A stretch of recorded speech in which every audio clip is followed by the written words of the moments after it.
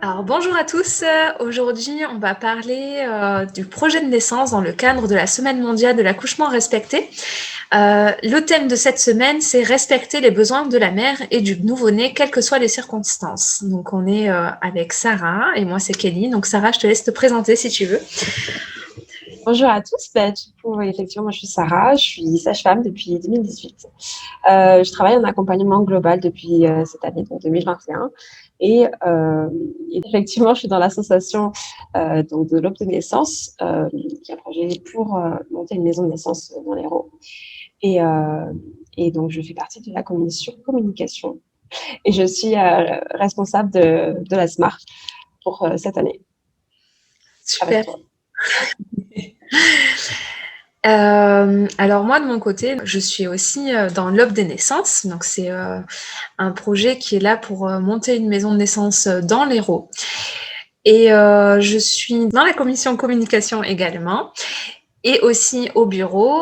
Donc moi, je suis usagère et je suis la maman de 3 enfants. J'ai eu 3 accouchements complètement différents, dans 3 maternités différentes. J'ai eu l'occasion de faire des projets de naissance pour chacune presque de mes grossesses. Et donc cette question de projet de naissance, de besoins respectés de la mère et du nouveau-né est hyper importante pour moi.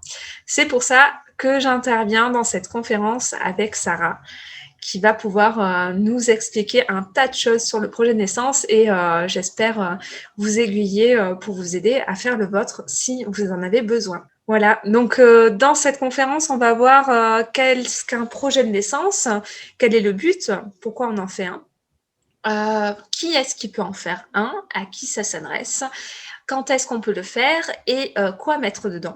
Et puis aussi, finalement, savoir est-ce que ce projet de naissance sera respecté ou non par l'équipe médicale qui le recevra par la maternité dans laquelle vous accoucherez.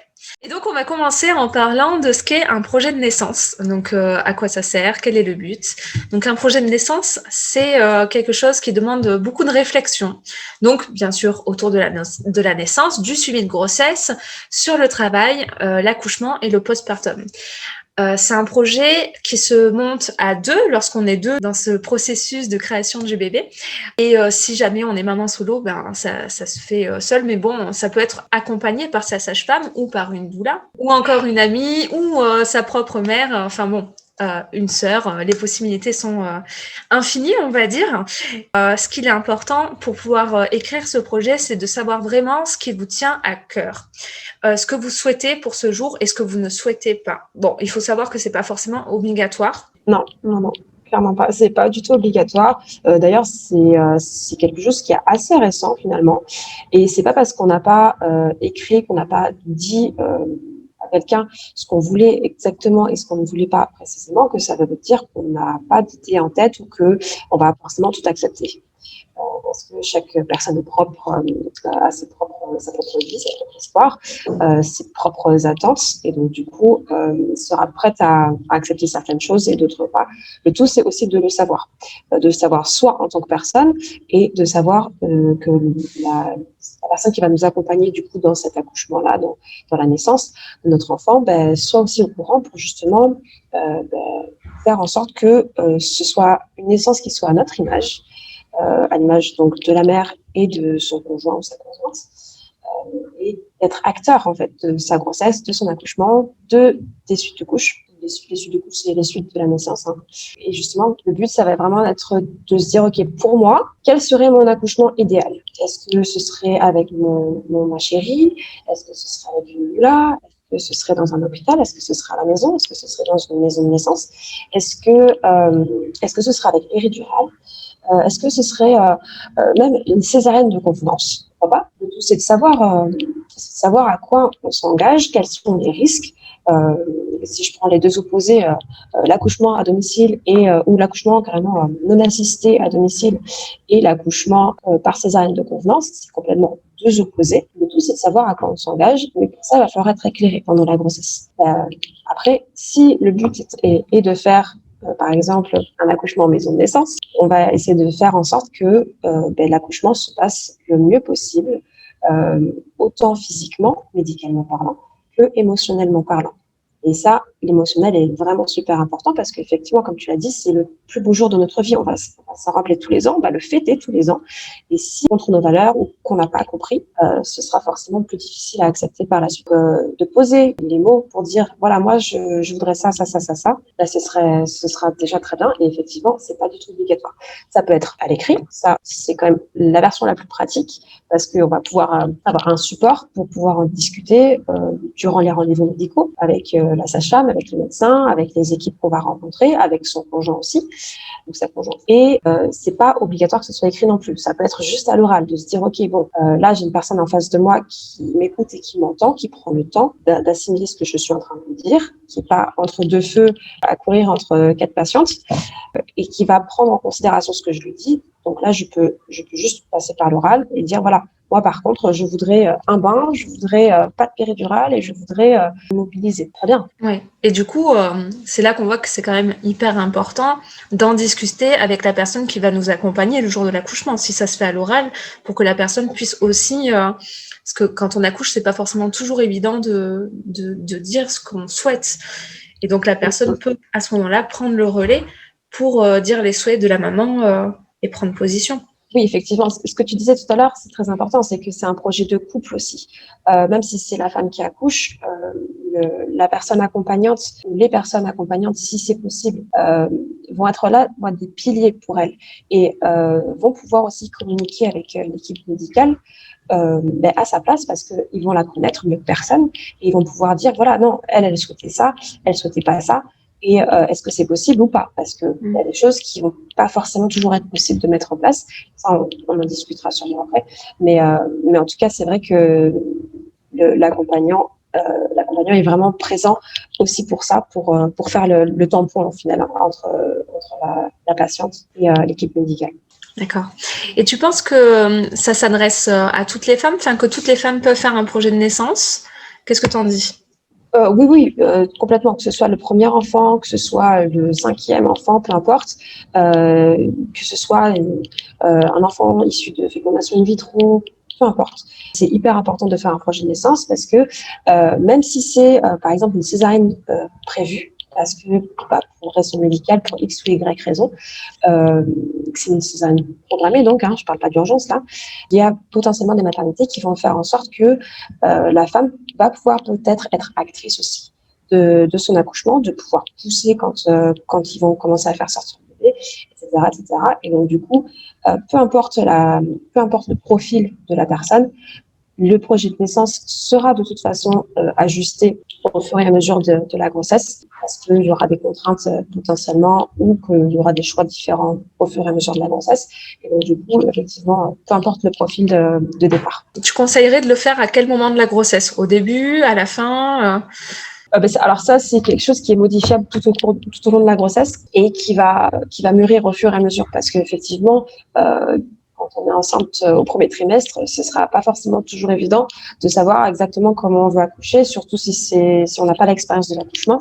Ça va mûrir au fur et à mesure. Souvent, les femmes s'y penchent réellement à partir du début du 3e trimestre, pardon, vers le 7e mois de grossesse à peu près, 6e, 7e mois. La grossesse devient vraiment concrète, que le ventre s'arrondit, qu'on arrive plus à se projeter. Mais c'est quelque chose qui peut déjà commencer à être élaboré avant. Voilà, de discuter avec son conjoint aussi, de lui ou elle, qu'est-ce qu'elle souhaiterait, parce que on le fait à deux. Mais pour la naissance, souvent, on est aussi à deux. Donc, même si, effectivement, c'est la femme qui accouche, la personne accompagnante sera un pilier essentiel et il faut qu'elle soit le plus en accord possible avec ce projet-là. Que ce soit pas imposé non plus, quoi. Pour l'équilibre émotionnel des deux, en fait. Si jamais il y a une divergence nette entre deux avis, ça va être plus compliqué à vivre et après, peut-être que l'un ou l'autre va changer d'avis et va se être même avec l'autre. Mais bon, c'est quand même important qu'à la fin, on arrive à un accord, quoi. Donc, pour répondre à ta question, effectivement, l'idéal, c'est qu'on ait des idées un peu plus fixes quand même, plus on se rapproche de l'accouchement. Donc, sachant qu'un accouchement peut accoucher à peu près à n'importe quel moment à partir de 37 semaines d'aménorrhée, donc le 9e mois. Et, au début du 9e mois, ça peut être concret dans sa tête, c'est quand même mieux. Oui, le mieux, ce serait que ce soit fait même avant le début du 9e mois pour vraiment, à ce moment-là, être l'esprit serein Oui, oui, pouvoir y aller complètement. tranquille, quoi. Après, c'est pas quelque chose qui est gravé dans le marbre. On peut le modifier à tout moment, même le jour du travail. Et si, par exemple, la personne a dit, je veux aller dans l'eau, je sais que ça va trop me détendre, etc., etc., et que finalement, elle met un pied dans l'eau, elle dit, c'est pas du tout fait pour moi. Eh ben, très bien.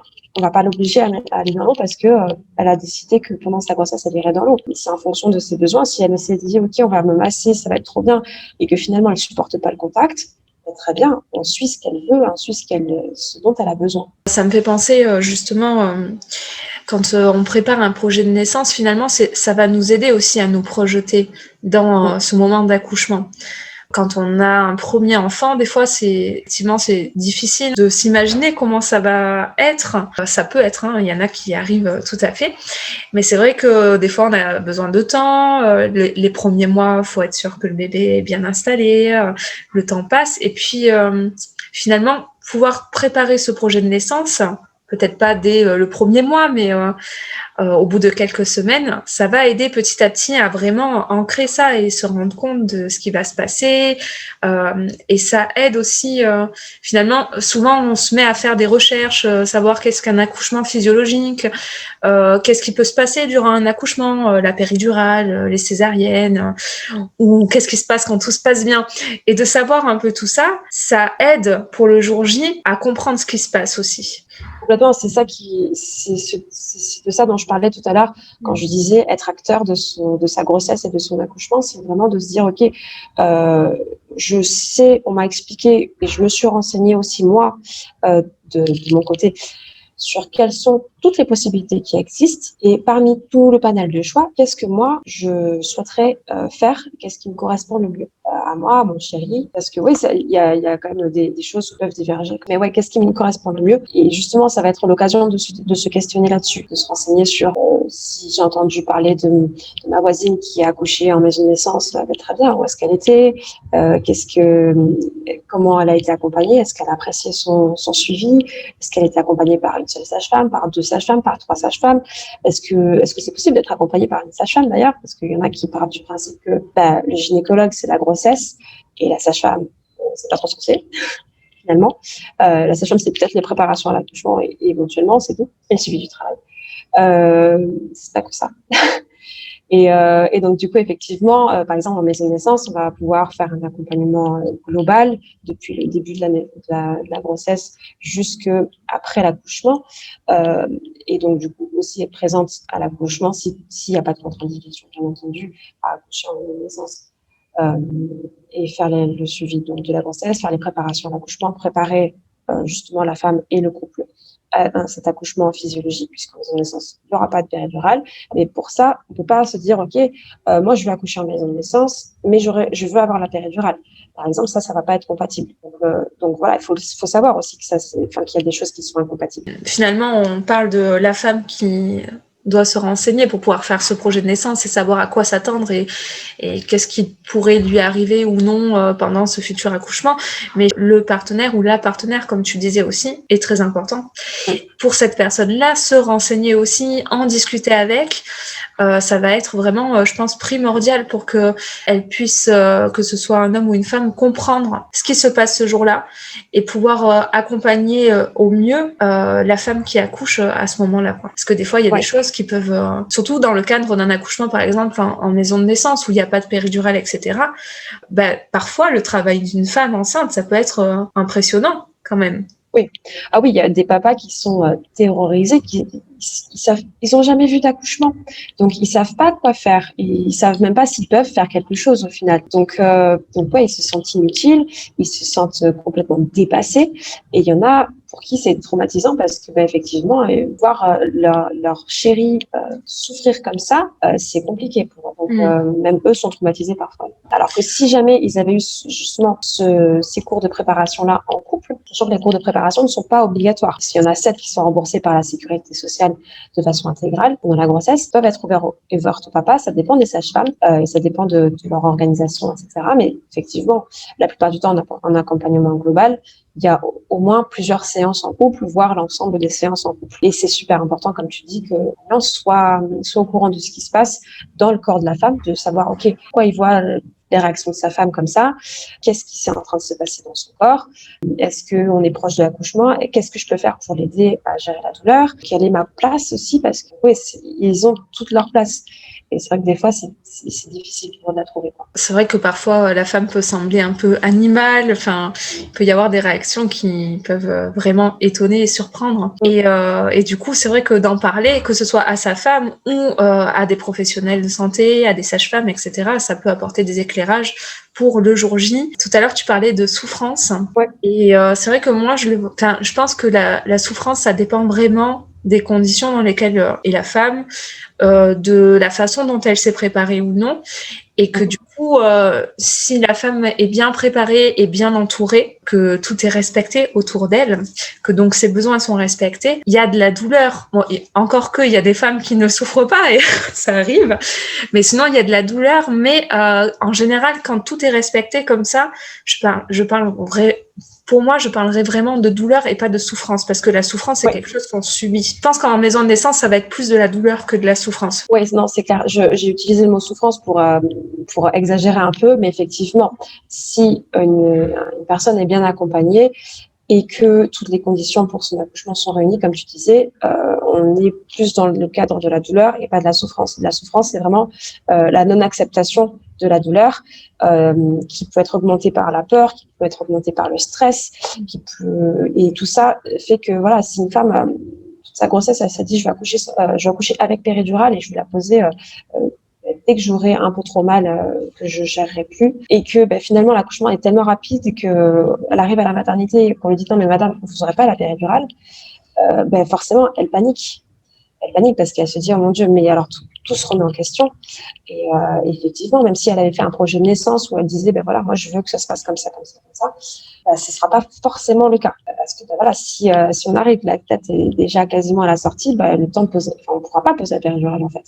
Et même si on a réussi à la poser, elle n'aura pas le temps de faire effet avant que la naissance soit faite. Mais effectivement, tout à l'heure je parlais de souffrance parce que souvent l'accompagnant vit la chose comme ça, voire même la maman dans ces cas-là la vit aussi comme ça. Mais si l'accompagnement est suffisant, normalement, la femme est prête et peut gérer la douleur et peut accompagner les contractions, les vagues, et accoucher très très bien sans péridurale et sans analgésie, quelle qu'elle soit. Ça me fait penser à mon 3e accouchement, ça. Où je sentais les contractions et tout, et quand même, ça faisait mal, hein. Mais je vivais le truc, enfin, j'avais bien préparé, j'étais bien entourée, j'étais en plateau technique. Et je me souviens, après l'accouchement, quand on a reparlé avec mon mari, qui me disait mais en fait, on n'aurait pas dit que tu avais mal. Ça se voyait pas. Ah bon, d'accord. Oui, parce que c'est dans ta bulle, en fait, à ce moment-là. Tu es vraiment dans ton cocon. Et c'est pour ça que l'accompagnant est super important aussi pour maintenir ce cocon le plus possible. Parce que c'est là où tu vas sécréter un maximum d'ocytocine et d'endorphine aussi, d'ailleurs. Et le moins possible d'adrénaline. Parce que si jamais ton stress monte, l'adrénaline, elle monte en flèche. Et donc, du coup, là, non seulement il y a potentiellement moins de contractions, mais en plus de ça, les contractions qu'on va ressentir seront encore plus ressenties, en tout cas, violentes. Donc, et c'est là où on peut basculer dans le stade de la souffrance. Pareil, la fatigue aussi peut faire en sorte que la douleur est moins bien supportée.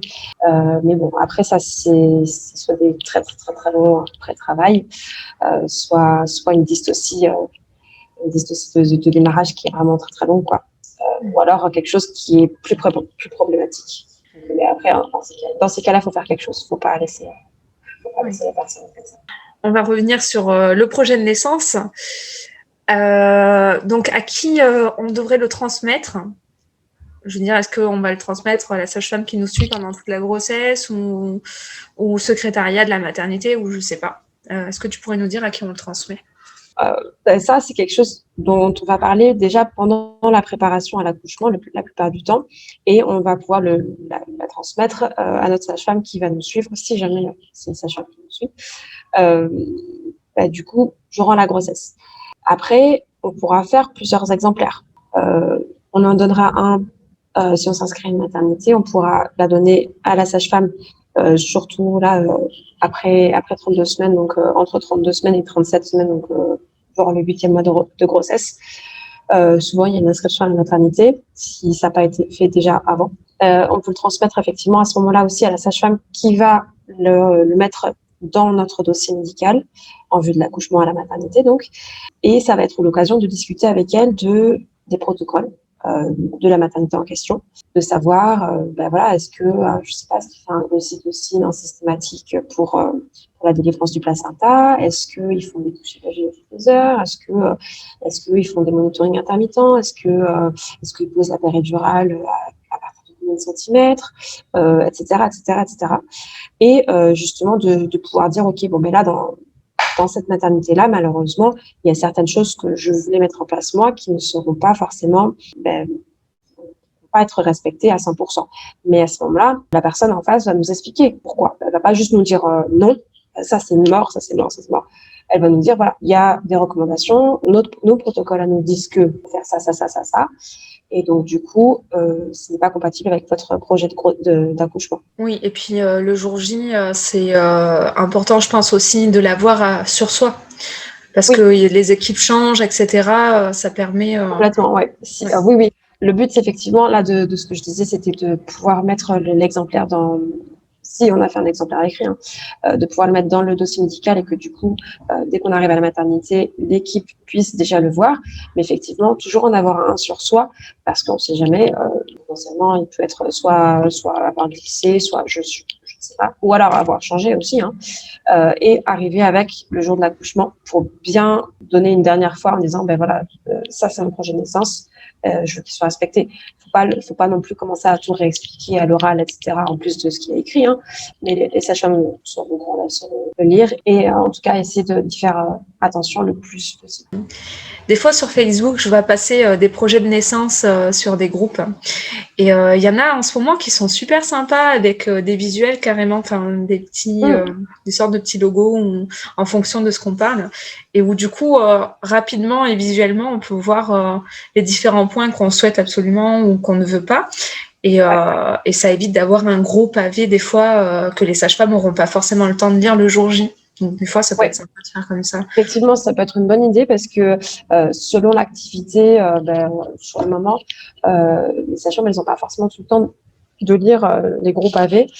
Donc, c'est vrai que l'idéal, c'est d'être concis, d'aller à l'essentiel. Et si on peut rajouter un peu sur des couleurs, sur les trucs qui nous rapportent le plus, ou alors des visuels, effectivement, comme tu disais, des petites images, des petits logos qui vont pouvoir un peu illustrer, ça donnera beaucoup plus envie aussi de le lire.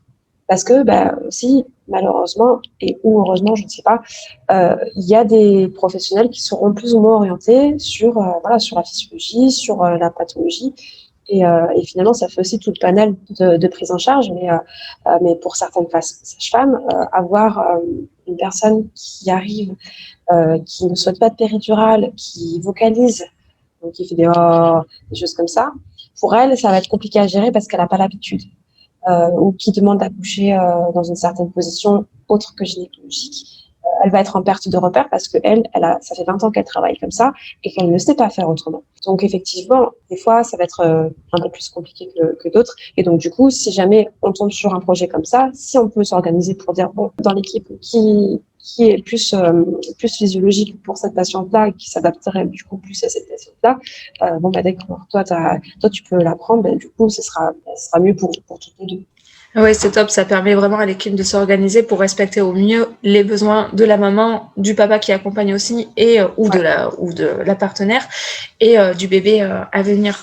Donc c'est top. S'ils le peuvent, bien sûr. Après, même si le projet de naissance au final n'est pas 100% respecté parce que X ou Y raison, le but, disons, c'est que tout le monde soit en bonne santé, certes, mais aussi en bonne santé morale, que donc du coup l'accouchement se passe bien. Je sais très bien que un accouchement qui s'est pas passé comme prévu, c'est jamais très agréable pour la patiente, certes, pour le papa aussi, mais aussi pour la sage-femme. Mais on retient une satisfaction grande des accouchements qui se passent comme les parents le souhaitent. Et oui. Puis j'imagine que la sage-femme, en voyant le projet de naissance, si elle voit que l'accouchement se déroule de sorte qu'on ne peut pas respecter ce projet de naissance, elle va essayer de faire au mieux pour s'en approcher le plus possible, tout en étant le plus sécuritaire possible pour la maman et le bébé, en fait. Oui, c'est ça. Sécuritaire, effectivement, il faut quand même garder des... c'est pour ça qu'il y a des protocoles dans les maternités. C'est pour pouvoir passer en avant d'abord la sécurité médicale, l'hygiène, et ensuite, si jamais les deux, tout ça s'est réuni pour pouvoir faire en sorte qu'on puisse accéder là, à ce moment-là, on fait en sorte que ce soit réalisable. Mais s'il y a une urgence ou s'il y a des choses qui font que le rythme du bébé nécessite une surveillance plus importante ou que les protocoles de la maternité disent que à partir d'un certain nombre de centimètres, il faut faire un monitoring en continu. Il faudra quand même s'y plier. On peut quand même garder en tête qu'il faut toujours discuter, essayer de trouver des choses qui soient en accord, des compromis en fait, en accord avec les parents et l'équipe médicale qui fassent que chacun se sent sécurisé dans leur propre domaine. L'équipe médicale, ce qui va apporter le plus majoritairement, ce sera la sécurité médicale. Les parents, ce sera forcément que la maman et le bébé aillent bien à la sortie, mais qu'on colle le plus possible à leur projet de naissance si c'est possible, et qu'on fasse pas des interventions inutiles, par exemple. Comme souvent, on retrouve les épisotomies, on retrouve des choses comme ça. Il ne faut pas le voir comme la maman, le conjoint, la conjointe et le bébé d'un côté et l'équipe médicale de l'autre. C'est vraiment une équipe et l'objectif pour vous est quand même le même, c'est que tout le monde aille bien, peu importe la voie d'accouchement, peu importe comment ça se passe finalement, mais que quand on dit aller bien, la définition de la bonne santé par l'OMS, c'est une bonne santé physique, morale aussi et psychologique. Donc du coup, tout le monde a le même objectif, donc faut pas non plus se dire que ça va forcément pas bien se passer. Oui, personnel médical, quel qu'il soit, et les sages-femmes, en l'occurrence, qui sont quand même, pour la plupart du temps, les plus présentes durant l'accouchement, feront leur maximum, quoi qu'il en soit, pour essayer de préserver ces 3 données-là, en fait. Oui, bien sûr. Chacun aura... Et voilà, si jamais ils se sentent un peu stressés parce qu'il y a des éléments qui virent au orange ou au rouge, plus ça va virer vers le rouge, plus ça va être stressant, et donc du coup ils vont mettre des choses en place pour pouvoir se dire est-ce que dans le orange clair, est-ce qu'on passe dans le orange foncé, ou est-ce que finalement c'était juste un petit accident et puis ça revient dans le jaune très clair, voire le vert. Donc c'est important aussi de faire confiance à l'équipe médicale, et pour ça il faut pouvoir être dans la communication. D'où l'intérêt du projet de naissance. L'intérêt du projet de naissance, et de continuer à discuter aussi, d'être dans la transparence, que ce soit de l'équipe médicale envers les patients ou bien les patients envers l'équipe médicale. Parce que si à un moment donné, on se dit, là par exemple, c'est pas le moment de venir parce que j'ai une contraction, que j'ai pas envie qu'on me fasse un toucher vaginal parce que j'ai pas la péridurale, que je gère ma contraction et que voilà, ça peut être décalé. Et que juste de l'autre côté, la sage-femme elle se dit c'est l'heure de mon toucher vaginal, il faut que je le fasse. Et après, j'ai 3 autres patientes à voir, donc faut pas que je traîne. Chacun va avoir des motivations différentes, sauf que si on communique pas, et ça va être aussi le rôle de l'accompagnant, ça peut faire des tensions et après un accouchement qui est moins bien vécu, alors que juste avec un petit peu de communication, ça aurait pu beaucoup mieux se vivre, juste en disant c'est pas le moment maintenant, est-ce que vous pouvez passer dans 5 minutes? Ouais. Les non-dits, de toute façon, d'ordre général, que ce soit pour un accouchement ou autre chose, c'est jamais très bon. Donc là, pour un accouchement, clairement, vaut mieux communiquer pour rien que... C'est clair. Et puis de toute façon, ça évacue un peu de stress aussi. Et après, là par exemple, je prenais l'exemple du toucher vaginal, de reporter dans 5 minutes parce que c'est pas le moment, mais en cas d'une urgence, bien sûr, si jamais il y a une urgence qu'il faut faire un acte médical, forcément, il faut entendre aussi que c'est important de le faire. Du coup, qu'est-ce qu'on met dans ce projet? Alors, on avait fait un, toi d'ailleurs, de projet de naissance? Alors oui, moi j'ai fait des projets de naissance. Comme j'ai 3 enfants, donc alors j'avais fait un projet de naissance pour ma fille aînée, Et puis finalement, ben, effectivement, ça a dû être modifié en cours de route parce que dans ma tête, j'allais faire un accouchement, tout ce qui allait être de plus physiologique, sauf qu'en fait, ben, ça a viré en césarienne programmée et c'était pas très prévu pour moi. Donc, ça a fait beaucoup de remises en question et beaucoup de recherches et beaucoup de... Ben, c'est pas facile à digérer, mais du coup, voilà, j'ai dû un peu remanier tout ça pour essayer de faire en sorte que ce soit le plus respectueux possible de ce que je voulais quand même. Mais bon, c'était pas évident parce que la maternité où c'était, voilà, ça dépend des maternités. Il y a des maternités où, suivant le protocole, il y a des choses qui sont possibles ou pas. Là, en l'occurrence, le papa pouvait pas être avec moi. Voilà, il y avait des choses comme ça où, bon, ben, après, c'est un dialogue et puis, du coup, ben, des fois, on fait des deuils de ce qu'on aurait souhaité et de la réalité. Après, pour la suite, pour mon fils, donc le deuxième, j'ai fait un projet de naissance aussi. Donc qui a été d'autant plus poussé, on va dire, du fait de mon vécu antérieur. Donc là, ça a été un accouchement par voie basse suite à une césarienne. Il a été mis dans le dossier pour le jour J, je l'ai pris avec moi. Mais voilà, là, on arrive dans ce que tu disais, c'est que ça dépend de ce qui se passe au moment de l'accouchement. Et là, en l'occurrence, il y avait beaucoup de personnes qui accouchaient en même temps.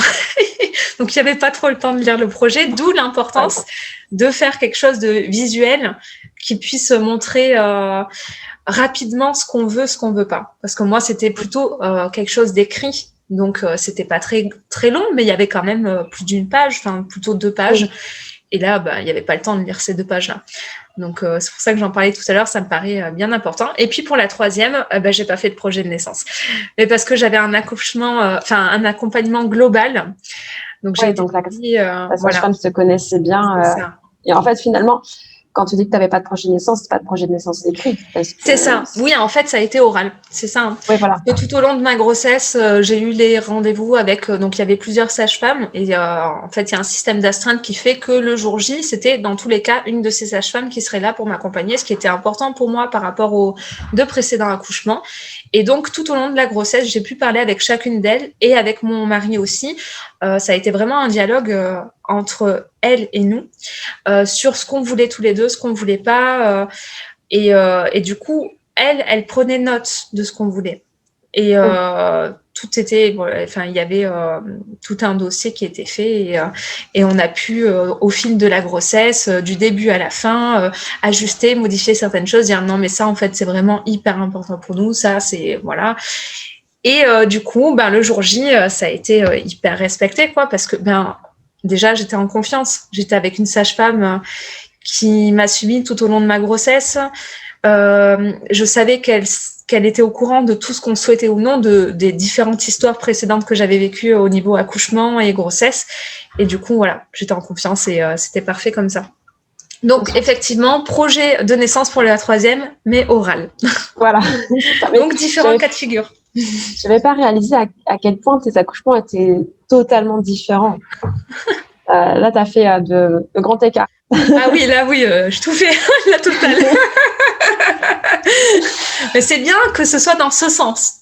Parce que souvent, on se dit, j'ai eu une césarienne. En plus, là, c'était programmé, donc j'ai même pas pu connaître de travail ou quoi que ce soit pour la première. Souvent, on se dit, césarienne, ça veut dire que l'accouchement suivant, je pourrais pas faire de voix basse. Et en fait, si. L'accouchement suivant, pour moi, ça a été voix basse avec péridurale. Et l'accouchement d'après, ça a été voix basse sans péridurale. Oui, bien sûr. Et voilà, en fait, c'était possible. Donc, pour moi, je préfère que ça se soit fait dans ce sens plutôt que dans le sens inverse. Finalement, c'est très bien sûr. Ah, c'est chouette. Je suis contente pour toi, en tout cas. Mais tu vois, comme quoi, tu n'avais même pas réalisé que tu avais fait un projet d'accouchement, finalement. Oui, clairement. On apprend tous les jours. C'est ça. Et alors, du coup, dans ce projet de naissance, tu avais englobé juste la naissance? Non. J'avais aussi fait l'après, notamment tout ce qui est soins au bébé, ce que je souhaite au niveau peau à peau, etc. Et puis même les jours qui suivaient, quoi. Ouais, effectivement. Et alors, c'est vrai que c'est important de se poser la question de comment on va arriver justement à ce projet de naissance.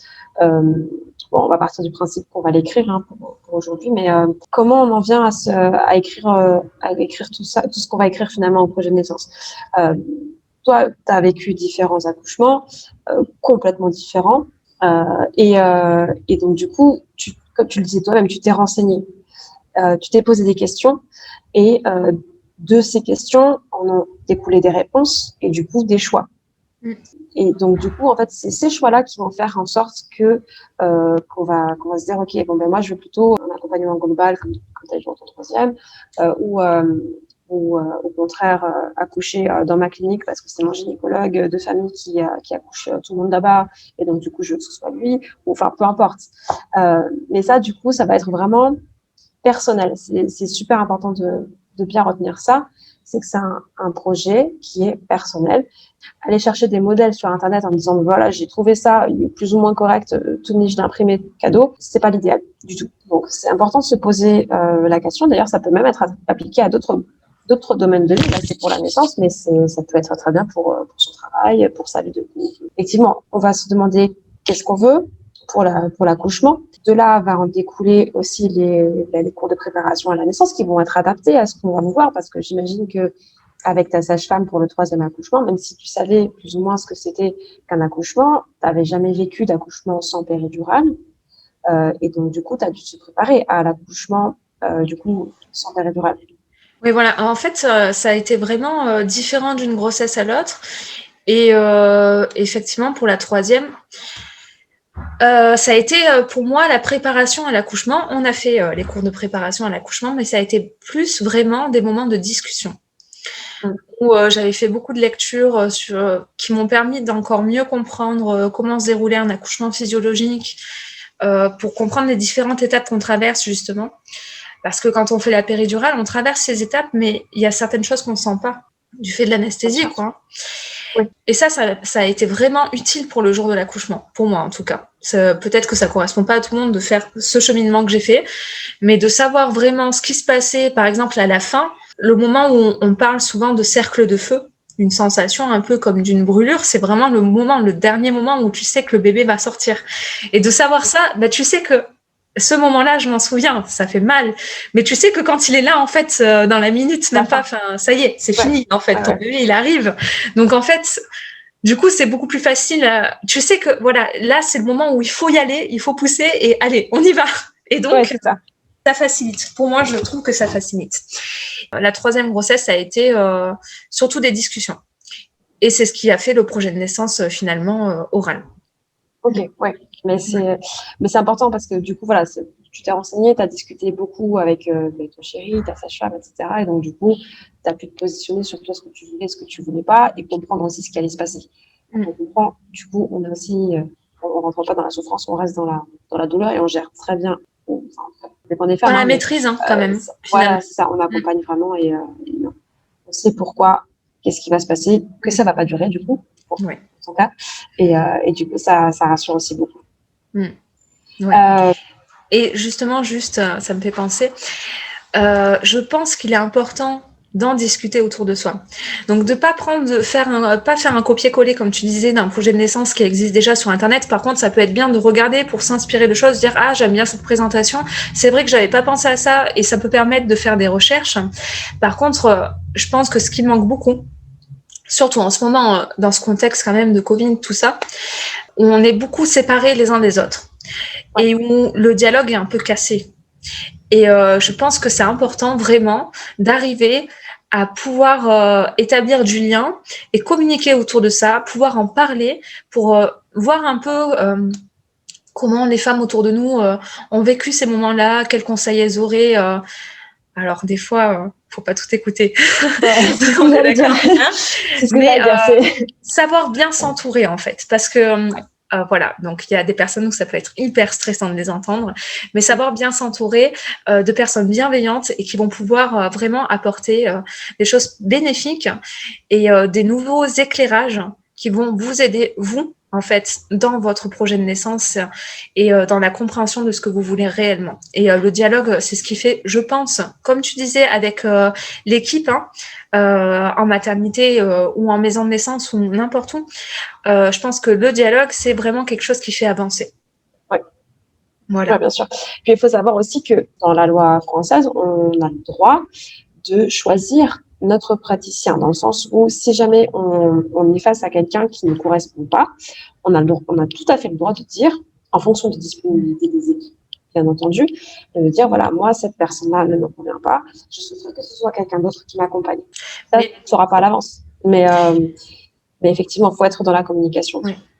Oui, ça me fait penser justement à ce que j'ai vécu pour ma deuxième grossesse, où j'étais retournée vers mon ancien gynécologue qui s'était occupé de moi à la première et à un moment donné, en cours de grossesse, hein, je crois que je devais être 4e, 5e mois, 5e, 6e peut-être, hein, qui me dit bon ben de toute façon ce sera une césarienne.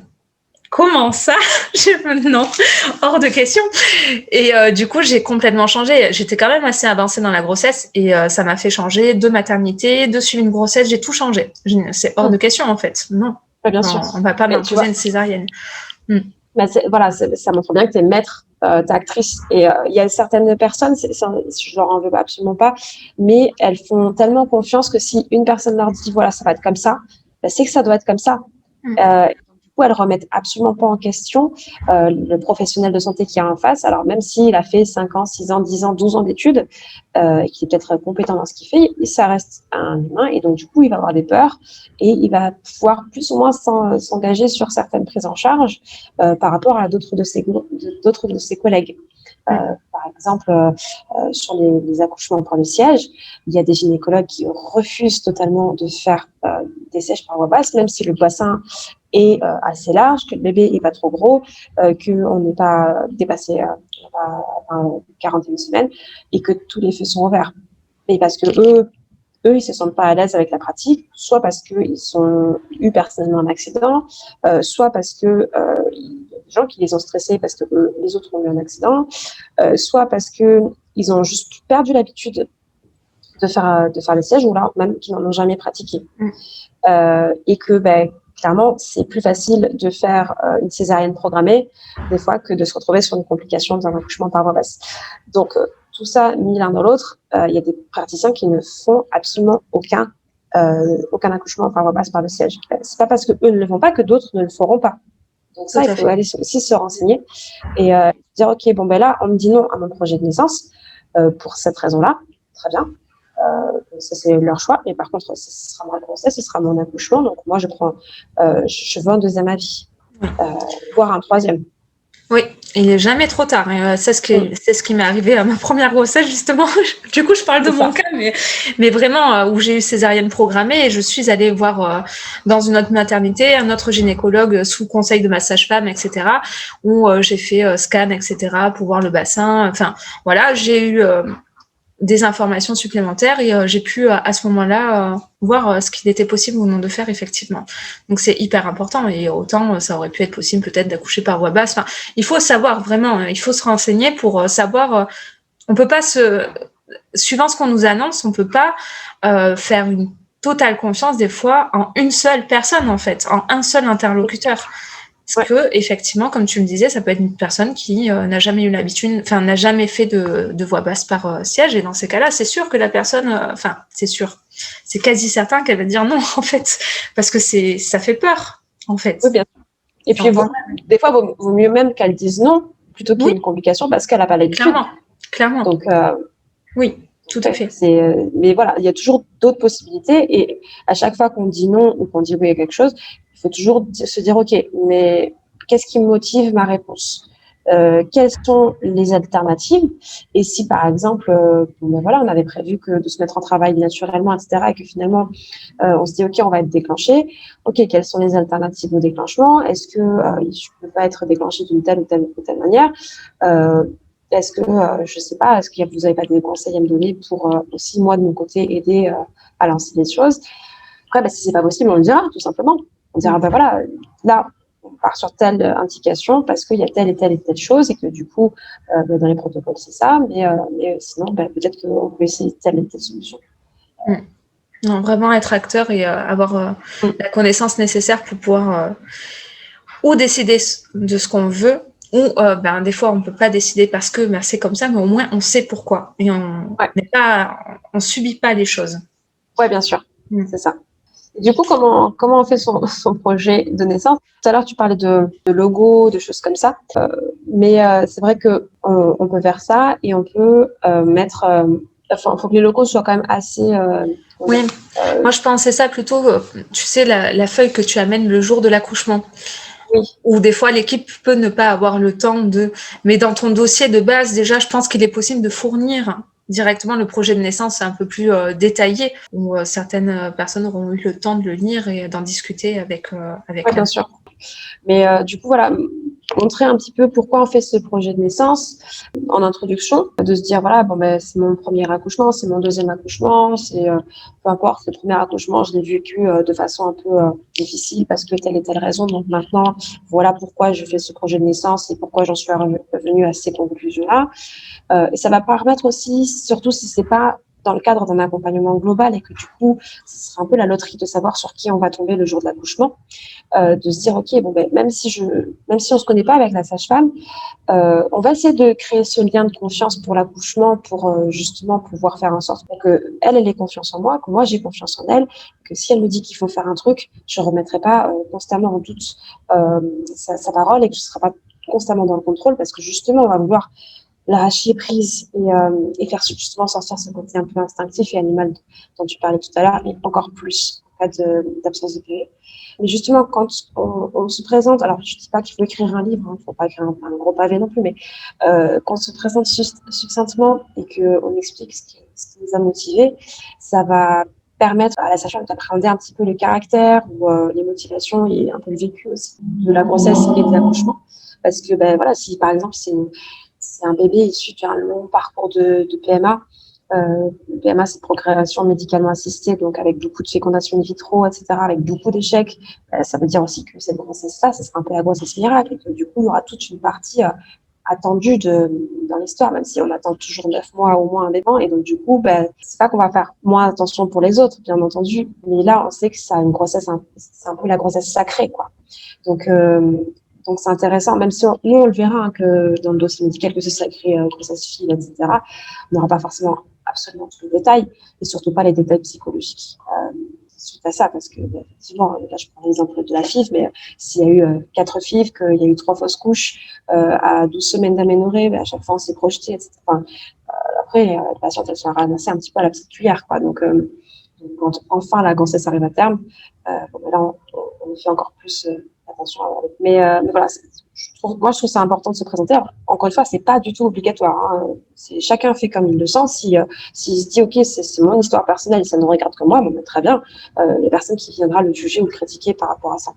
Et ensuite, on va pouvoir parler des généralités qu'est-ce qu'on veut pour le jour du travail en règle générale. Donc ça va être plutôt, je sais pas, être habillé d'une certaine manière ou arriver le plus tard possible à la maternité ou à la maison de naissance, ou ça va être des accompagnants qui on va vouloir pour ce jour J. Alors savoir que, bon, surtout avec le contexte actuel de Covid, les accompagnants, bon, autant en mars 2020, ils étaient pas trop acceptés, autant là, un, c'est trop facile, deux, c'est quand même beaucoup plus rare, même en règle générale, mais en tout cas, normalement, les papas peuvent être là à l'accouchement. À voir, ça dépend encore une fois des protocoles, de comment chaque maternité s'adapter euh, en Covid et aussi à leur organisation personnelle.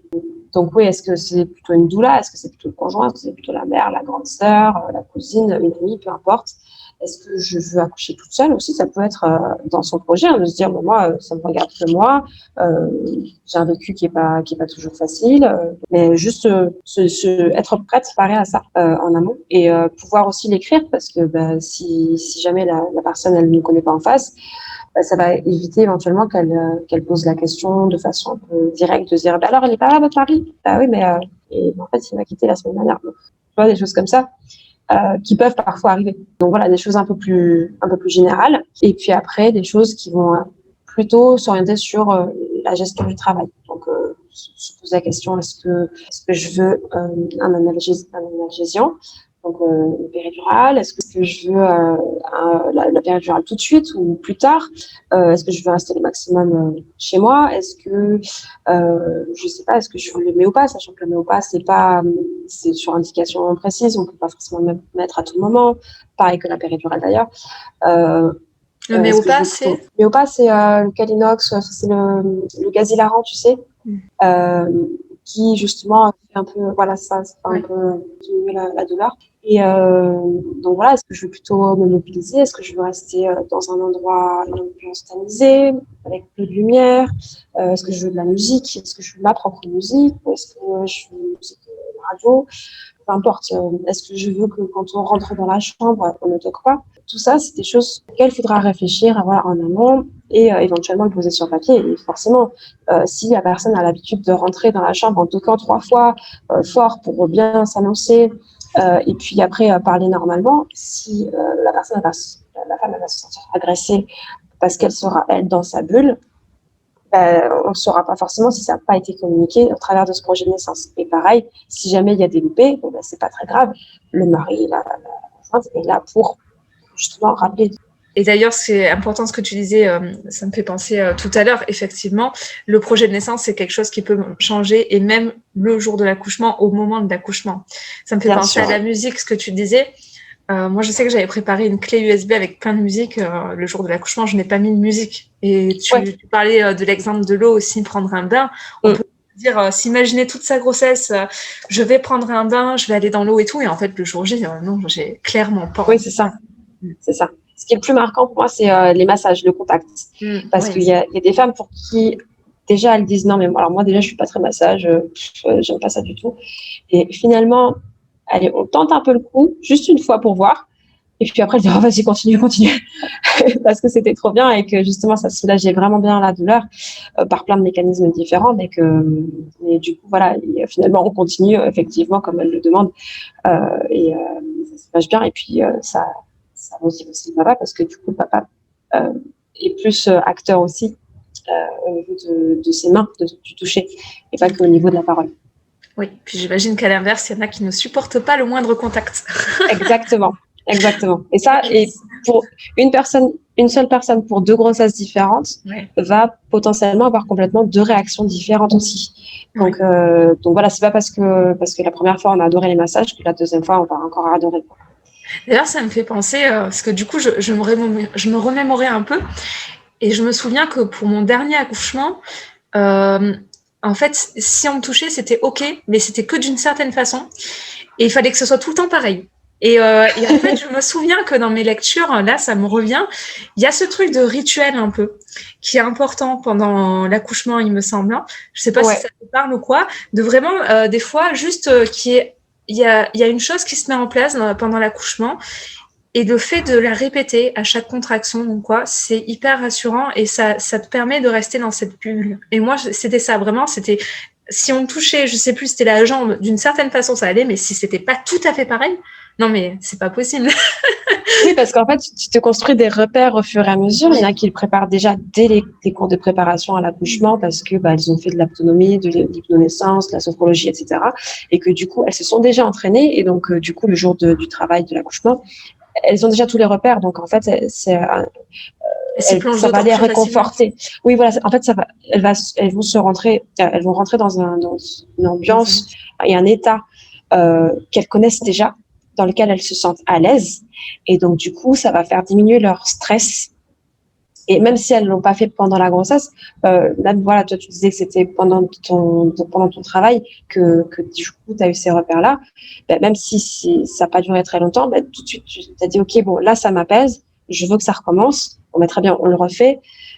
Et donc, du coup, il faut effectivement le plus possible le garder tant que toi ça te va en tout cas. Donc voilà, et ça va te réconforter. Et puis au travers du toucher, de la voix, de l'ambiance, tout ça, il y a beaucoup d'émotions, d'énergie qui passe, et on peut se sentir aussi rassuré, encouragé. Il y a une grosse part d'émotionnel et de psychologique dans l'accouchement.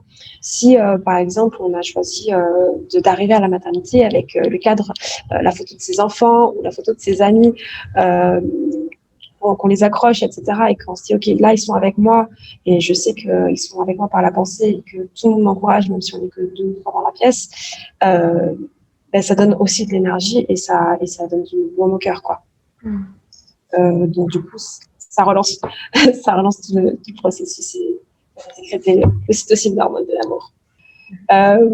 Du coup, tu parlais du travail et ouais. du fait voilà, des accompagnants, du choix de l'analgésie, si on veut une baignoire, une douche, la mobilité, les massages, les lianes, pourquoi pas, ballon, Ouais, enfin tout ce qui est possible de faire. ouais. Et après, du coup, dans le projet de naissance, on parle aussi de la naissance, du moment. Oui, bien sûr. Voilà. Bien sûr. Ouais, bien sûr. Pareil, là, c'est aussi à voir avec la maternité. Est-ce que d'ailleurs, on peut aussi avoir accès à une salle physiologique ou pas, qui sera un peu plus équipée, surtout en cas si on veut accoucher sans péridurale, qui sera du coup plus équipée à l'accouchement physiologique. Après, c'est pas parce qu'on n'accouche pas dans une salle physiologique qu'on ne peut pas accoucher de façon physiologique, hein. Sachant qu'il n'y a pas des salles physio dans toutes les maternités maintenant. Mais de plus en plus, donc ça c'est très très bien. C'est vrai qu'il y en a encore plus, mais ça, ça c'est, j'espère que ça va arriver quand même dans les prochaines années.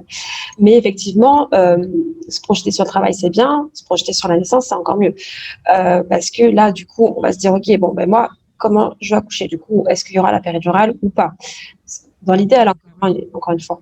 Est-ce que je voudrais accoucher en position gynécologique comme ma mère et ma grand-mère ont fait, ou est-ce que je veux accoucher à 4 pattes parce que j'ai vu que c'était mieux, ou sur le côté, parce que j'ai vu que c'était mieux pour le périnée. Est-ce que je m'en sentirais capable aussi ou pas? Est-ce que peut-être que j'ai prévu d'accoucher à 4 pattes et qu'en fait cette position ne me convient pas du tout et que du coup ce serait une position qui me conviendra plus? Est-ce que je veux réceptionner moi mon bébé? Est-ce que je veux que ce soit, enfin, est-ce que mon conjoint, ma conjointe veut réceptionner le bébé? Est-ce que ce sera possible aussi, voir aussi avec la sage-femme? Il faut toujours demander, hein.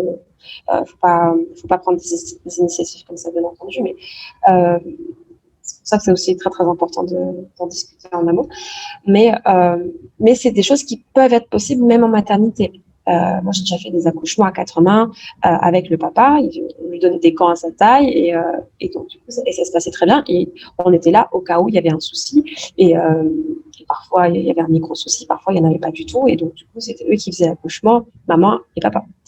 Donc ça peut être chouette. Est-ce que au niveau de la poussée aussi, est-ce que je m'encourage? Est-ce que je veux pousser de façon instinctive? Est-ce que je veux pousser de façon dire académique, de se dire ok, pousser bloqué comme on fait souvent parce qu'on considère que c'est la méthode la plus efficace en France en tout cas. Parce qu'il faut savoir que par exemple outre-Manche en Grande-Bretagne, c'est une poussée plus en douceur, en soufflant. Donc, ça montre bien que il n'y a pas de vérité universelle là-dessus. Toujours est-il qu'en France, on fait beaucoup plus ces poussées-là parce que on coach bien comme il faut pendant justement le dernier stade du travail, les mamans, dans cette direction-là en tout cas. Mais voilà, c'est des choses qui se réfléchissent en amont et qui sont à discuter avec le personnel.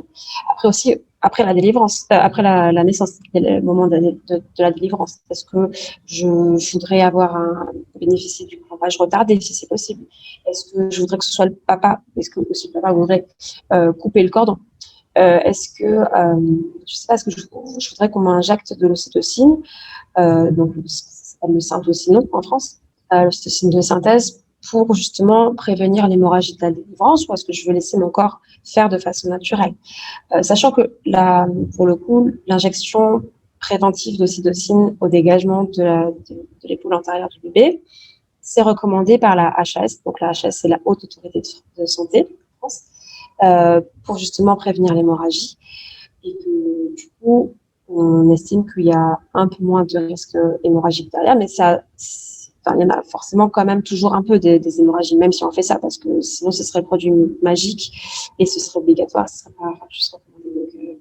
Donc voilà, de plus en plus, il y a des maternités qui sont ouvertes à ça, d'autres qui sont encore frileuses de ne pas le faire. Après, des fois, il y a des femmes qui arrivent, on n'a pas le temps de l'hyperfuser, donc on ne fait pas l'injection de cytocine, c'est pas pour autant qu'elle fait une hémorragie. Donc voilà, c'est encore une fois à discuter avec les équipes. L'allaitement, par exemple, aussi. Une fois que le bébé est né, est-ce que je veux qu'on le mette sur moi en peau à peau? Est-ce que plutôt sur mon ventre et qu'il grimpe tout seul pour venir téter mon sein? Est-ce que je veux faire la tétée de bienvenue? Est-ce que je veux pas du tout faire de tétée de bienvenue? Ou est-ce que je veux l'allaiter de façon exclusive, mixte, etc., etc. Est-ce que dès qu'on peut, on essaye de faire du pot à pot avec le papa? Enfin, voilà, plein de choses comme ça qui vont pouvoir être abordées juste sur l'allaitement aussi. Et puis après, le séjour à l'hôpital. Est-ce que je pars possible? Est-ce que je me sentirais prête à partir aussi plus tôt possible? Parce que si c'est bon pour le bébé, peut-être pas. Si par contre j'en ai 5 à la maison qui m'attendent, je comprends que passer 3 jours à la maternité, ce soit un peu long. Que j'en ai pas forcément l'utilité, surtout si j'ai une sage-femme qui vient 24 heures dans les 24 heures après la sortie pour faire une sortie précoce. Est-ce que je souhaiterais avoir des visites? Est-ce que je peux avoir des visites? Parce qu'en période de Covid, on ne peut pas avoir des visites, hormis bien sûr l'accompagnant principal. Est-ce que je voudrais qu'il y ait un accompagnant aussi? Être seule et garder un peu du temps pour moi, me reposer le plus possible. Est-ce que je voudrais au maximum qu'on groupe les visites entre l'auxiliaire puéricultrice, l'aide-soignante, la femme de ménage, la sage-femme de jour, la sage-femme de nuit, etc. Tout ça, on peut aussi le mettre dans son projet. Le projet peut s'arrêter juste à la sortie de la maternité. Il peut aussi continuer. Après, ça regardera moins les maternités parce que ils n'interviennent plus, bien sûr, mais il peut aussi continuer et en un projet postnatal. Le projet postnatal, c'est un peu moins répandu, mais ça peut venir compléter ce projet de naissance et ça va s'étendre jusqu'à quand on souhaite en fait. Mais souvent, c'est dans les premières semaines de vie. Ça va être à destination plutôt de la famille, de l'entourage. De dire ok est-ce que moi je veux des visites, est-ce que là pendant 40 jours dans le mois d'or là je veux pas me lever, j'aurais déjà préparé en avance tous mes repas, comme ça mon chéri il aura juste à le décongeler, on aura comme ça pas besoin de s'occuper de ça.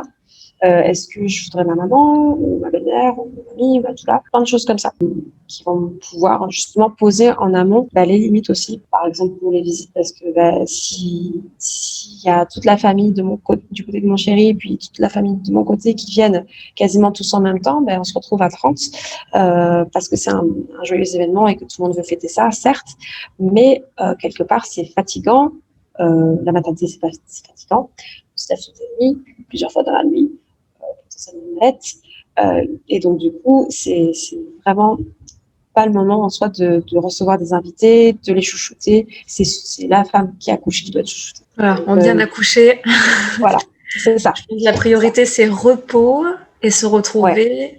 Comment dire, faire ses marques en fait en famille. Ouais. Oui, déjà, c'est ça. Dans le petit noyau familial et après. Trouver sa nouvelle place de maman, parce que même si on avait déjà des enfants, on redevient mère. Trouver sa place de père aussi pour le père ou de deuxième maman pour le conjoint, la conjointe. Pour les enfants aussi, c'est pas toujours évident, les enfants qui sont déjà présents, de se dire ok, moi j'étais tout seul avant, maintenant il y a un petit frère, une petite sœur, moi j'ai pas choisi qu'ils soient là, et finalement maintenant je dois partager mon père et ma mère avec ce petit bout là, et en plus de ça, il demande vachement d'attention. Beaucoup trop, à mon goût. Donc, et je peux pas jouer avec. Et je peux même pas jouer avec. Voilà, c'est ça. Donc je refais pipi au lit. S'il faut faire ça pour qu'on s'occupe de moi, ça va, il n'y a pas de souci, je le fais. Ouais. Mais voilà. Je mange pas tant qu'on me donne pas la cuillère. Voilà, c'est ça. C'est ça. C'est le cas typique de la régression des jeunes enfants. Des aînés, mais voilà, c'est pas toujours évident de tout mettre en place. Ça prend plusieurs jours, plusieurs semaines, et puis même hormonalement parlant, il y a un grand chamboulement pour la maman notamment. C'est pas toujours facile. Donc il faut quand même s'entourer, mais s'entourer avec les bonnes personnes et à bon escient. Oui. Et voilà, faut pas rester seul en tout cas. On parle du mois d'or, souvent les 40 premiers jours après accouchement, qui sont essentiels pour vraiment se reposer, se remettre, trouver ses marques, etc. Et moi, j'irais jusqu'à dire les 9 premiers mois, même après, tu vois, le temps d'une grossesse, vraiment. Ouais. Pour après, le nouveau-né, il change tellement Et même soit au niveau hormonal, il y a tellement de choses qui changent qu'en fait, il faut beaucoup de temps pour arriver à trouver des fois un équilibre, surtout quand un premier enfant déjà, c'est tout un chamboulement, des changements, on n'est plus à 2, on est à 3. Oui, bien sûr. C'est complètement différent.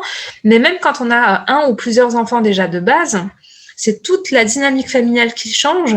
Et donc, il faut vraiment se mettre à l'esprit. Des fois, ça peut se passer comme sur des roulettes et c'est génial. Mais des fois, ça prend des semaines ou des mois avant de trouver vraiment l'équilibre qui convient à tout le monde. Et c'est normal, en fait. Ouais, clairement. Et tu sais, tu parlais des 9 premiers mois de vie d'un bébé, du coup, extra-utérine. Ouais. Il y a un plan de loi là qui est en construction et qui parle des 1000 premiers jours. Les 1000 premiers jours, ça commence dès la conception du fœtus. Ça passe par l'accouchement, bien évidemment, et ça va jusqu'aux 2 ans de l'enfant. Et en fait, cette période-là, c'est une période charnière pour les parents et pour les enfants. Donc effectivement, ça nécessite aussi pas mal d'accompagnement, donc que ce soit avec les sages-femmes, que ce soit avec les PMI, que ce soit avec les associations, que ce soit avec les psychologues, que ce soit avec les pédiatres, et j'en passe, j'en ai forcément oublié dans l'eau. Je dis que voilà, c'est une période vraiment charnière dans la vie d'un couple, de parents et d'un enfant. Et c'est là que beaucoup de choses se jouent au niveau aussi psychologique, lien d'attachement, construction émotionnelle, etc. Donc du coup, voilà, ça demande beaucoup d'accompagnement des parents. Il ne faut pas qu'ils restent seuls dans ces cas-là. D'ailleurs, dans le projet de naissance, on peut noter qu'on souhaiterait que la sage-femme vienne. Elle peut venir de façon illimitée pendant 12 jours après la grossesse. Après l'accouchement. Donc, autant en profiter et autant le mettre éventuellement dans le projet de naissance si on en ressent le besoin, encore une fois. Et encore une fois, on peut changer d'avis et se dire, OK, moi, je n'en aurais pas besoin. Et puis finalement, si je galère un peu avec l'allaitement, j'aurais besoin d'aide. Puis là, je croyais avoir compris, puis finalement, peut-être pas. Et puis même, une fois qu'il y a des choses qui sont mises en place, il y a forcément des rechutes au niveau émotionnel à partir vers la 3e semaine de vie. Ce sont compliqués pour les mamans parce que, voilà, elles sont... Même si les choses qui sont mises en place, il y a un peu tout le chemin de l'accouchement, de la grossesse. On se rend compte vraiment que ça y est, le bébé, il est hors de nous. Donc, il y a plus ce lien vraiment physique avec lui, même si on l'allait, on donne des courants et qu'on est souvent en poids avec lui. Des fois, il faut faire aussi le deuil de la grossesse. Donc, c'est pas facile. Et puis on se met à pleurer pour rien, puis on est heureuse 2 secondes après, puis on se remet à pleurer pour rien, puis on se rend compte qu'on est maman et qu'on a une grosse responsabilité. Et donc du coup, voilà, j'insiste vraiment sur ça, c'est que c'est OK si ça va pas, et qu'il faut juste en parler, il faut pas rester seul. Et que justement, si jamais vous faites le projet postnatal et que vous dites OK, moi je voudrais qu'il y ait une doula ou qui est ma mère, peu importe, qui soit avec moi, cette personne de confiance, elle n'est pas là pour faire des petits câlins au bébé, même s'il y en aura forcément un petit peu, mais elle est plutôt là pour faire attention et pour chouchouter vraiment à la maman. Ouais. Et là aussi, ça me fait penser à des choses vécues, et on parle beaucoup de la maman, mais souvent le papa aussi a un peu besoin, parce qu'il y a beaucoup de choses qui reposent de plus en plus maintenant sur les pères quand même. Enfin, il y a des choses qui changent dans le placement, dans les rôles entre parents, etc. Et c'est vrai que des fois, souvent il est oublié. Alors que il est quand même, il fait partie aussi de la famille, et c'est aussi un pilier central, et pour la maman et pour le bébé. Je dis papa, deuxième parent, peu importe. En tout cas, la personne qui est avec la maman et le bébé est aussi très importante. Franchement, c'est hyper intéressant ce projet postnatal dont tu parles, et je pense que là, du coup, ce serait peut-être plus de l'ordre de l'oral que de l'écrit, mais c'est bien de le préparer, je pense, et de savoir s'entourer, comme tu disais, parce que à l'heure actuelle, et depuis un moment, je pense qu'il y a beaucoup de parents qui sont trop isolés, qui se retrouvent trop seuls face à des situations où émotionnellement ils ont besoin de soutien, et où ils n'arrivent pas forcément à le trouver. Donc c'est important, je pense, de préparer ça aussi pendant la grossesse, parce qu'on pense souvent à la grossesse, à l'accouchement, mais on oublie un peu le après. Sauf que le après, c'est ça. il dure longtemps, il est tout aussi important, quoi. Ouais, c'est clair. Et puis, tu sais, pendant la grossesse, tout est focalisé sur la maman et sur le bébé. Et puis, une fois que l'accouchement a lieu, tout est focalisé sur le bébé. Alors, effectivement, les quelques premiers jours sur la maman, mais très, très vite, tout le monde va se centrer uniquement sur le bébé. Et donc, du coup, ça fait un peu bizarre aussi derrière de se dire, OK, ben là, il y a une grosse différence en fait entre le suivi de avant et le suivi de après, surtout qu'en fin de grossesse, la surveillance se rapproche parce qu'on sait que ça va arriver et donc du coup, on surveille qu'il n'y ait pas de problème et donc ouais, des fois c'est aussi ça aussi c'est difficile à vivre pour les mamans. Après, effectivement, je parlais du papa. Le papa, c'est compliqué aussi des fois de se positionner parce que, à part un petit bâtonnet qui dit qu'il y a 2 traits, que du coup, il va y avoir un bébé dans 9 mois, normalement, enfin, c'est compliqué pour lui de se projeter. OK, il voit le ventre s'arrondir. OK, il va en consultation éventuellement s'il a le temps parce que c'est pas toujours évident. Mais c'est difficile pour certains papas de se projeter. Et donc, du coup, même des fois être présent à l'accouchement, même pour ça, c'est compliqué. Donc c'est aussi important d'en parler aussi avec leur femme à cœur ouvert et sans jugement, parce que voilà, faut que tout le monde puisse être libre d'exprimer ses sentiments et les sentiments, on les contrôle pas. C'est des émotions, c'est jamais négatif une émotion, c'est soit agréable, soit désagréable et neutre éventuellement, mais c'est indépendant de sa propre volonté. On peut gérer comment on l'exprime bien sûr, mais bon, bref, ça c'est un autre sujet. Mais toujours est-il que oui, après, pour les papas, une fois que le bébé est là, il faut trouver sa place aussi, parce que s'il y a un allaitement, s'il y a des grands à gérer, etc., c'est des fois un peu compliqué aussi pour eux. Donc, dans leur place, mais il faut que la maman la laisse, et il faut qu'eux la prennent aussi. Et ça peut être aussi objet de consultation, d'un sujet chez une sage-femme, ou chez un psychologue, ou peu importe, ou dans une association aussi de parents. Pour justement trouver l'équilibre familial, parce que mine de rien, il y a beaucoup de couples qui se séparent après la naissance d'un enfant, parce qu'ils n'ont pas réussi à trouver la place, qu'ils n'ont pas assez communiqué sur ce qu'ils ressentaient, sur leurs émotions, et donc du coup, forcément, ça crée des frustrations, ça crée des malentendus, et ça crée forcément des engueulades. Donc c'est super important effectivement d'en parler. Et pour revenir au projet de naissance, c'est hyper important d'impliquer l'accompagnant dans le projet de naissance.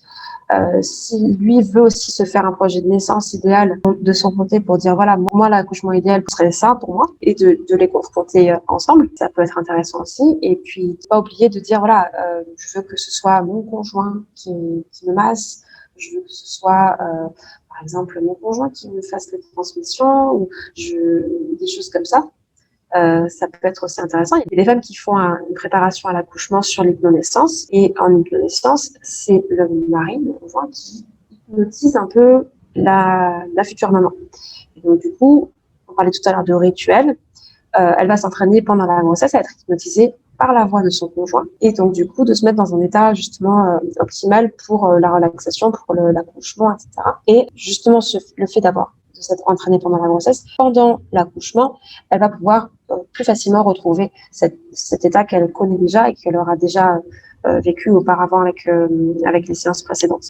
Donc ça c'est vraiment chouette. Ça prend aussi toute la place au papa et c'est pour ça que c'est intéressant de le mettre à plusieurs endroits dans le projet de naissance. C'est intéressant l'idée aussi que tu soumets que chacun fasse son projet de naissance pour raconter la naissance telle qu'il la voit.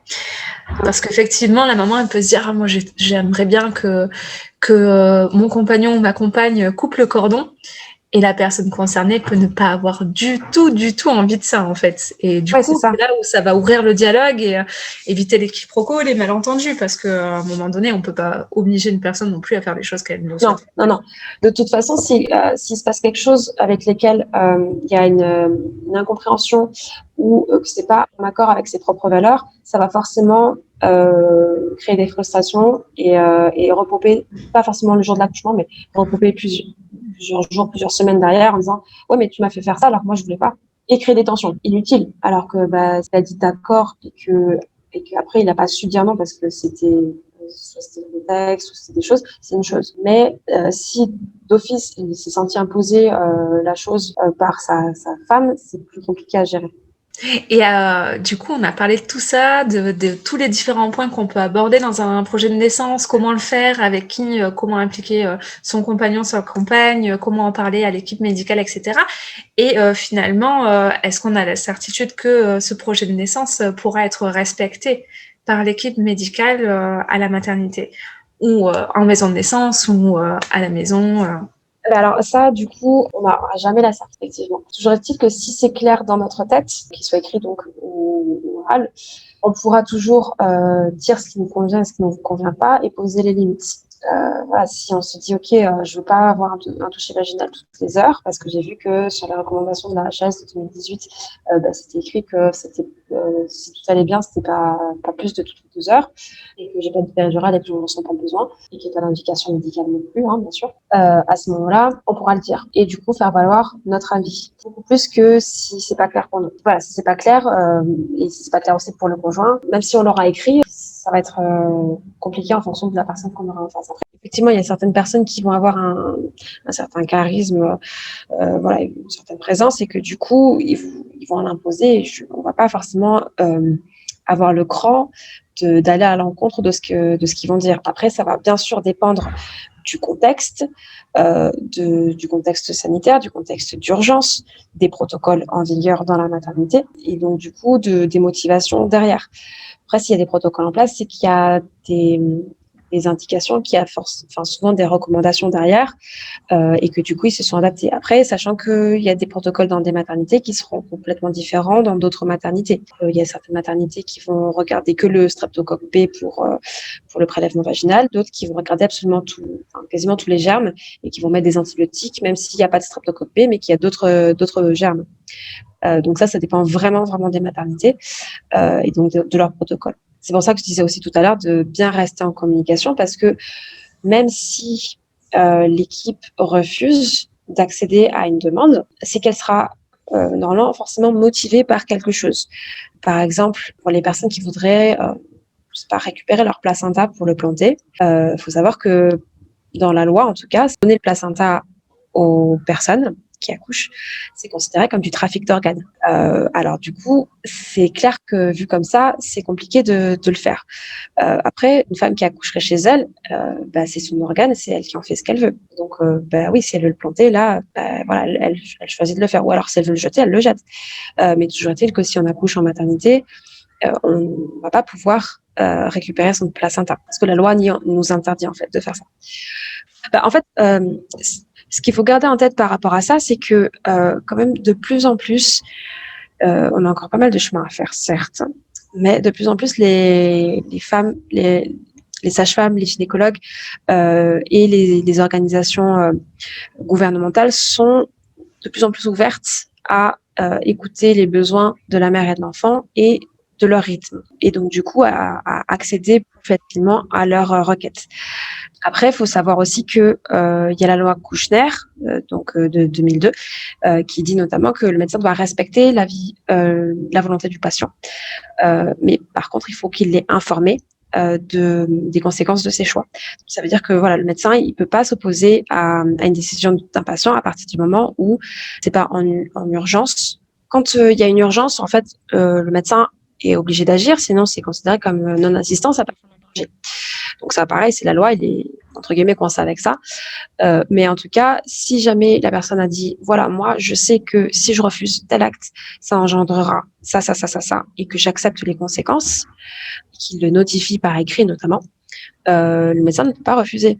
S'il dit, voilà, moi, en cas de problème d'arrêt cardiaque, je ne veux pas être réanimé, et qu'il signe une décharge, très bien, normalement, le médecin, il n'a pas le droit de réanimer la personne. Donc et ça, c'est exactement la même chose pour tout acte médical. S'il veut pas d'injection de tel médicament, tactiquement, on n'a pas trop le droit de le faire.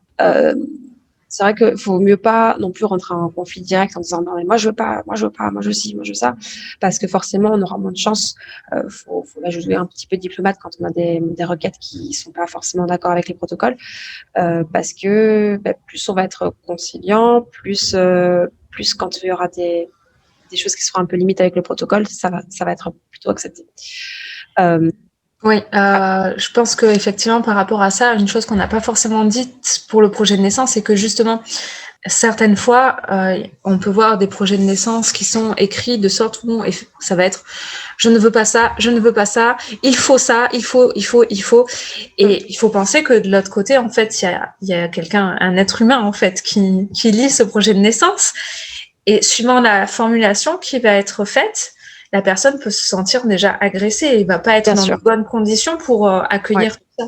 Donc, je pense qu'il est important, quand on fait un projet de naissance, de faire attention à la façon dont on tourne les choses pour elle. Parce que, comme tu disais, c'est vraiment une relation d'équipe, finalement, entre l'équipe qui va être là le jour de l'accouchement et la maman qui accouche, son bébé et la personne qui l'accompagne. Donc si déjà on se met contre nos accompagnants, Ah, c'est compliqué quoi. Donc voilà, je pense qu'il est essentiel vraiment de faire attention à la façon dont on formule les choses. ouais, bien sûr. Et vraiment, faut pas se mettre contre l'équipe, même si on n'aime pas trop les hôpitaux, etc., etc. Mais faut vraiment partir du principe que qu'on est ensemble, que la mission c'est de faire le plus bel accouchement possible pour tout le monde et que souvent ça va être une sage-femme. La sage-femme va faire de son mieux pour faire un travail le plus, comment dire, le plus Respectueux. satisfaisant, voilà, le plus respectueux, le plus satisfaisant pour les parents et pour elle-même. Et que du coup, elle va faire en sorte que ce soit sécuritaire et que ce soit le plus respectueux de leurs besoins, en fait, et le plus en accord avec leurs valeurs. Après, voilà, si jamais on tombe sur une sage-femme ou sur un gynécologue ou sur, je sais pas, un anesthésiste qui est de mauvais poil et qui n'est pas forcément très, très à l'écoute de nos besoins, ça, c'est compliqué. C'est compliqué parce que ça veut dire aussi que nous, on est dans une position de fragilité, on est enceinte, on est en train d'accoucher. Le conjoint, il n'est pas forcément hyper vaillant parce que voilà, il voit sa femme qui est en train de douiller quand même. Donc du coup, il essaye de se rendre le plus utile possible, mais il ne veut pas forcément rentrer dans le conflit non plus. Et c'est pas forcément non plus le moment. Et donc du coup, c'est pour ça que dans ces cas-là, soit c'est l'anesthésiste de garde par exemple, et il n'y a pas trop le choix, reparler de ça après. Soit on essaye de faire en sorte que si jamais il y a un autre praticien disponible, que le courant passe pas avec celui-là, qu'on prenne plutôt un autre. Ouais. Mais Ce voilà. sera peut-être possible avec une sage-femme ou quoi, parce que c'est vrai que l'anesthésiste, au pire, on se dit, ça dure pas longtemps, quoi. Voilà, c'est ça. Mais c'est vrai que la personne qui accompagne tout au long de l'accouchement, si ça passe pas avec, c'est compliqué, quoi. Oui, bien sûr. Il y a de tout, hein. Il y a des amours et il y en a qui sont de mauvais poil, qui sont en fin de carrière potentiellement, qui vont se lever à 3 heures du matin parce qu'ils seront en vrac parce qu'ils auront fait 24 heures de garde et que physiquement aussi c'est compliqué. Mais ça, quand on est sur le moment, on le sait pas forcément. Oui. Donc voilà, après c'est son histoire personnelle et chacun compose avec ce qu'il peut aussi, quoi. Mais et puis des fois, il y a des atomes crochus aussi, un peu. Oui, bien sûr. Ça passe ou ça passe pas, quoi. Et bien sûr. c'est pas plus que ça. Voilà. Toujours est-il que si jamais votre projet il est pas tellement en accord avec les protocoles et avec les équipes sur place, vous pouvez toujours vous réorienter sur le CIAN, donc c'est le collectif interassociatif autour de la naissance, qui du coup eux ils œuvrent vraiment bien pour essayer d'améliorer au maximum les prises en charge et les conditions de la naissance. Donc si jamais il y a un petit souci, je vous encourage à vous tourner vers un médiateur du CIAN. Super. Merci beaucoup, Sarah. Il n'y a pas de quoi. Pour cette intervention et pour toutes ces informations qui, je pense, seront vraiment utiles pour de nombreux couples, de nombreuses mamans aussi. Oui, j'espère surtout que ça aura apporté suffisamment d'informations et que ça va permettre au couple de chacun poser ses limites, ses envies, ses besoins, de se questionner aussi sur qu'est-ce que c'est, leurs envies et leurs besoins, leurs inquiétudes aussi éventuellement, et de pouvoir justement arriver à un accouchement qui est le plus à leur image possible en tout cas, et que même en cas de complications, peut-être qu'ils seront aussi préparés. Ça, je l'ai pas dit.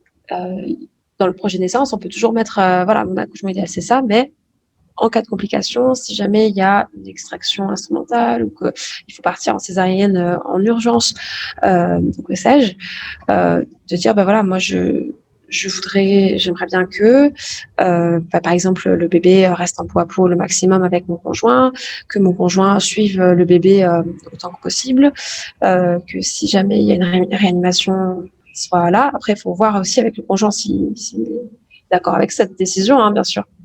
Mais voilà, ça aussi, ça permet aussi de se projeter de, ok, et si ça se passe pas comme j'ai prévu moi, parce que ça peut toujours arriver, et l'accouchement, c'est le moment le plus imprévisible de la grossesse. C'est pour ça qu'il faut s'y préparer aussi un minimum. Eh bien super, j'espère que ça vous aura plu, que vous aurez eu des éclairages. Et si vous avez des questions particulières sur le projet de naissance que vous avez envie de poser, n'hésitez pas à le faire en commentaire. Et ou nous ou d'autres personnes de l'Aube des naissances seront disponibles pour vous répondre. Voilà. Belle journée à tous. Belle journée. Sarah, merci. Bye, merci Kelly. À bientôt. À bientôt.